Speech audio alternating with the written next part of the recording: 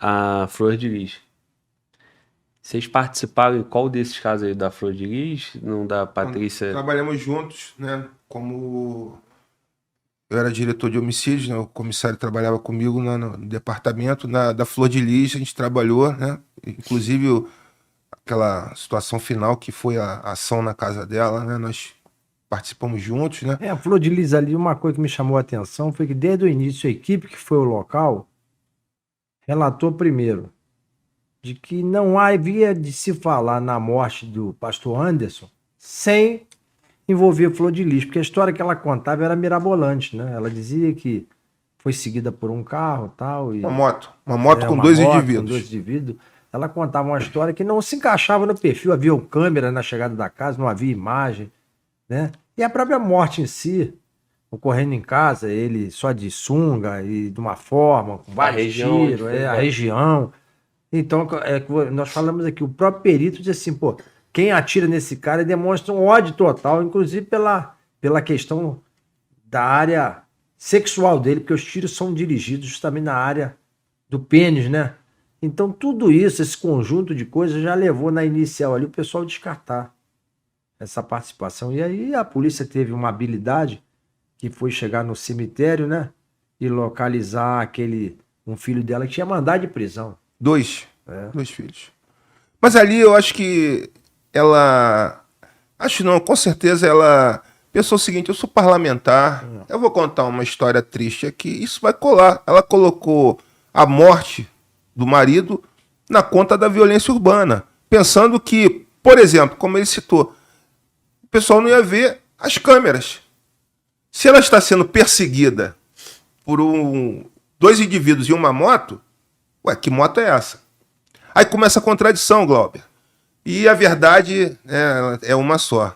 Às vezes a gente pode esquecer de um detalhe ou outro, mas a verdade é uma só.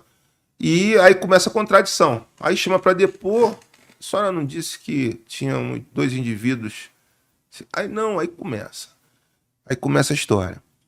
E, né, dentre outras coisas que aconteceram, né, bem inusitadas, uma das integrantes da família vai para o Google como contratar um barra pesada. É o fim do mundo. É mesmo? Ela foi no Google como contratar um barra pesada. Como assim? Aí, né, na investigação, depois na apuração da telemática, ficou isso registrado. Ou seja, como contratar um barra pesada para quê? Ele já tinha sido envenenado várias vezes. Ele parou no hospital várias vezes.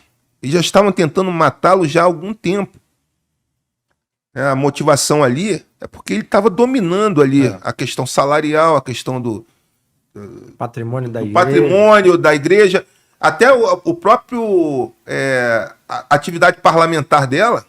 Eu tive agora ontem no Congresso, estava conversando com alguns amigos lá.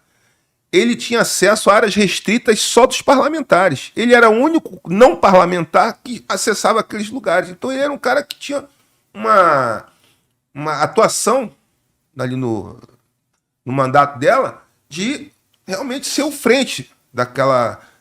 Ele era um cara de fato. Ele era um cara de fato. Aí o que se descobriu depois? Daqueles 55 filhos, existia um grupo que era melhor tratado, vamos dizer assim, comia filé mignon, enquanto o outro comia salsicha. Entendeu? Então aquilo vai gerando uma insatisfação. Né? Quem está por baixo fica... Pô, peraí, por que você está comendo filé mignon e eu estou aqui comendo salsicha? E, resumidamente, dos 55 integrantes da família, 11 foram presos. Então, 20% da família estava envolvida nesse crime. Fora as outras coisas de envolvimento sexual dela com o próprio marido, que tinha sido marido da filha. Então, uma coisa que, sabe, os policiais foram no local relataram o seguinte, aquilo lá, na verdade, é um antro de prostituição, não é? Isso que eu ia te perguntar, o senhor citou família. Era a família de fato ali? Era a família, mas totalmente desconexa, né? Na verdade, acho que a Flor de Lis montou aquela estratégia para receber benesses, e com isso que a Flor de Lis é oriunda do Jacarezinho. Isso. Né?